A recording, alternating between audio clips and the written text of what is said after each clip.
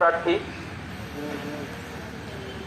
আমাদের এলাকার অভিভাবক, রাজনৈতিক অভিভাবক, ফুলপুর উপজেলার উন্নয়নের রূপকার জনাব অধ্যাপক হাবিবুর রহমান হাবিব ভাইকে পর্যায়ে মূল্যবান বক্তব্য রাখার জন্য সবিনয় অনুরোধ জানাচ্ছি।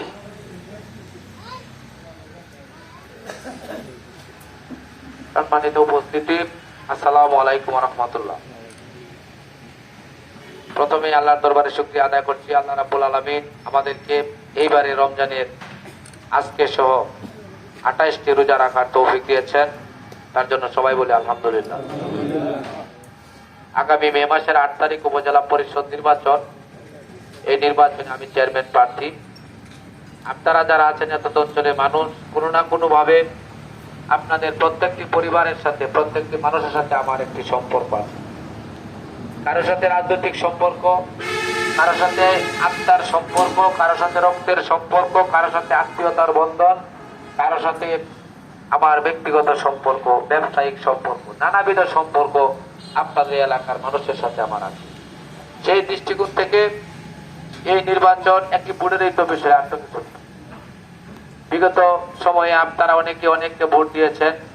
আমি আরেকটি নির্বাচনও করেছি, পাশ করতে পারিনি। নির্বাচনে ফেল করার পর দিন থেকে আবার আমি যথারীতি আমি কিন্তু থেমে থাকিনি, আমি চেষ্টা করেছি সুবিধায় অসুবিধায় যতটুকু পেরেছি মানুষের উপকার করেছি। আর আমার দ্বারা যদি কারো কোনো ক্ষতি হয়ে থাকে, মনে কষ্ট পেয়ে থাকেন, আমাকে আল্লাহর হস্তে ক্ষমা করে দেবে।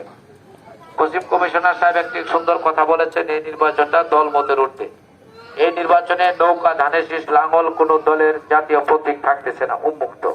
সম্মত কারণে আপনারা যারা আছেন, ভিন্ন মতের মানুষ আছেন, আপনারাও আমাকে দয়া করে সবাই মিলেমিশে নিজেরা ভোট দিয়ে মা বোনদেরকে ভোট কেন্দ্রে নিয়ে গিয়ে আত্মীয় স্বজন যার যেখানে আছে একটু বলে আমাকে আপনারা নির্বাচিত করে রাজনৈতিক ভাবে, সেই ছোটকাল থেকে আপনাদের চোখের সামনে আমি ঘোরাফেরা করছি, আমাকে রাজনৈতিক ভাবে আপনারা বাঁচিয়ে রাখবেন, এই অনুরোধটুকু আপনাদের সকলের কাছে রেখে আজকে যারা এই উঠান বৈঠকের আয়োজন করেছেন তাদেরকে আমি ধন্যবাদ জানাচ্ছি এবং আবারও আপনাদেরকে অগ্রিম আমি ঈদের শুভেচ্ছা জানাচ্ছি। কাল দিন পরে ঈদ হবে, সবারই সমস্যা আছে, টুকটাক ঝামেলা আছে।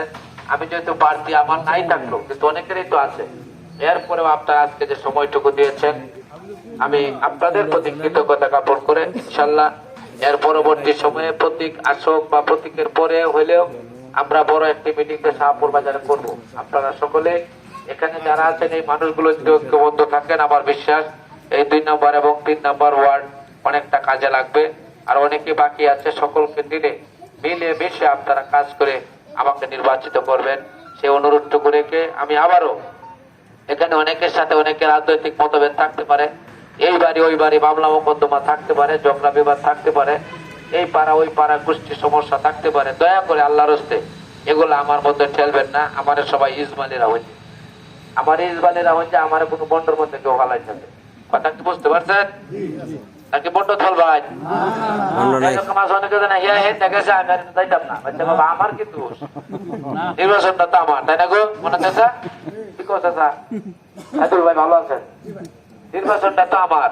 সংগত কারণেই এখানে আমার অনুরোধ থাকবে, আপনারা যারা আছেন সবাই দল মতের ঊর্ধ্বে এবং আশেপাশে বনকান্দা আছে, দক্ষিণ শাহপুর আছে, ওইদিকে আপনাদের যথেষ্ট আত্মীয় স্বজন আছে, জমি জোরাত আছে, বিভিন্ন সম্পর্ক আছে, যার যেখানে সম্পর্ক আছে এই সম্পর্কটা আপনারা মেনটেন করে ইনশাল্লাহ আমাদেরকে আপনারা নির্বাচিত করবেন, এই অনুরোধটুকু রেখে আমি আবারও সকলের কাছে আমার ভুল ত্রুটির জন্য ক্ষমা চাই এবং সকলের সাথে হয়তো দেখা সাক্ষাৎ হবে না, একটি বড় ইলেকশন, হয়তো একজন বলতে পারে আমার সাথে দেখা হয়েছে না, ভাই বাজার দেখাচ্ছে, দোকানে তো নামছে না, এটি মাফ করে দল নেবো।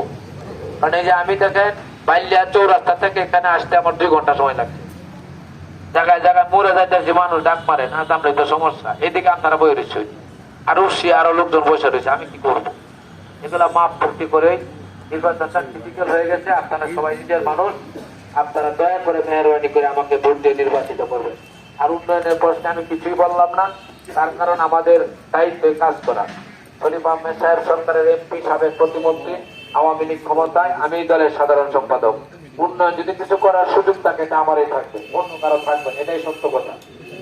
করা না করা হলো আমাদের বিষয়, কিন্তু করার সুযোগ থাকে তা সেই সুযোগটা আমাদের হাতেই থাকবে, অন্য কারো থাকবে না, থাকার কথা না। যাই হোক, আপনারা সবাই ভালো থাকবেন, সুখে থাকবেন। আমি আবারও সকলকে বিনয়ের সাথে অনুরোধ করতেছি, দল মতের ঊর্ধ্বে উঠে আপনারা আমাকে নির্বাচিত করবেন। সবাই ভালো থাকুন।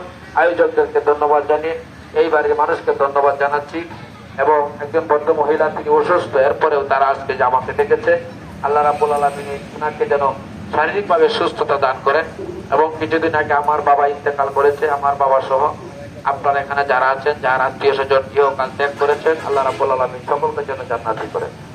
সবাই ভালো থাকবেন। আসসালামু আলাইকুম ওয়া রাহমাতুল্লাহি ওয়া বারাকাতুহু।